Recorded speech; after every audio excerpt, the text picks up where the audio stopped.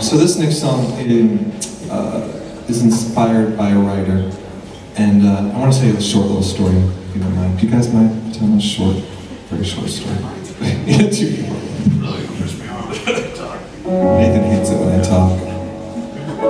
He'd rather I just moan. Have a drink. So I was recently watching a bunch of action films, like the most recent James Bond, which is a couple years ago, and they had, you know, the sissy villain. And then I watched Tron, the most recent version, and they had a sissy villain. And then I watched Thor. Loki's really a sissy villain. And I started to get annoyed.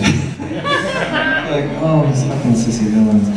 And then I realized, or I remembered that, you know, I used to really admire him in a way, because, you know, he had this worldly power and feline grace. And around the age of 15, after years of, you know, childhood schoolyard torments, I tried to adopt some of his qualities, and I imagined myself as a very the sissy villain. You guys following me? Yeah. Like, what are you talking about? This character, this trope, right? So I kind of imagined myself a virtuoso of snobbery, and I started using words like commonplace, tedious. But then, when I was 16, I was murdered by a true sissy villain, a deviant dandy. The scene of the crime was Salvation Army Thrift Store on the corners of Main and Pleasant Streets in Gloucester, Massachusetts, in the used book section. I was scanning the shelves and I saw the usual suspects like D.C. Andrews, Jackie Collins, and Anne Rice. And then my eyes froze on a very curious title, Our Lady of the Flowers by Jean Genet.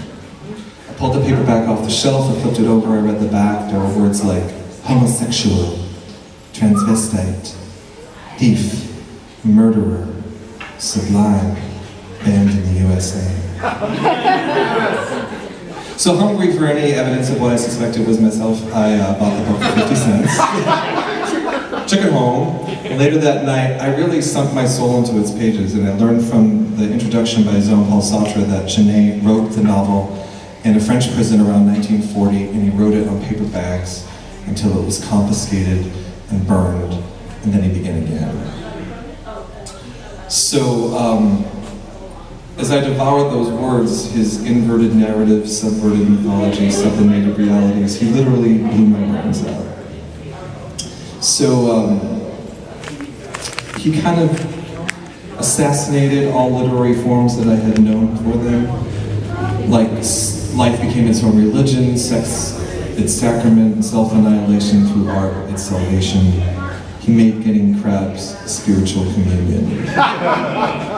So I wrote this song that we're going to do for Saint Genet, my corrupter, my murderer, my sissy villain, who really actually did change things in a big way. This is kind of a sing-along.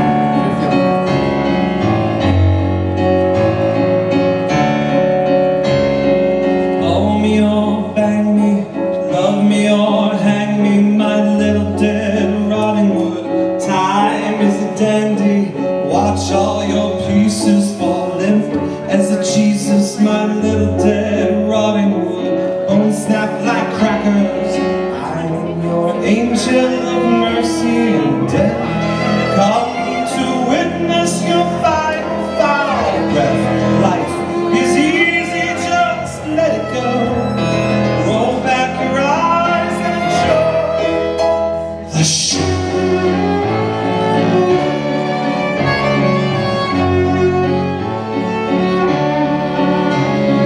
Kick me, bite me, pretend you can fight me, my little dead rotting wood. Hope is for beggars, the tie's getting tighter, your head's getting lighter. Tell little Red Riding Hood, wolves need their supper. Your eyes are foggy, your face is thin, your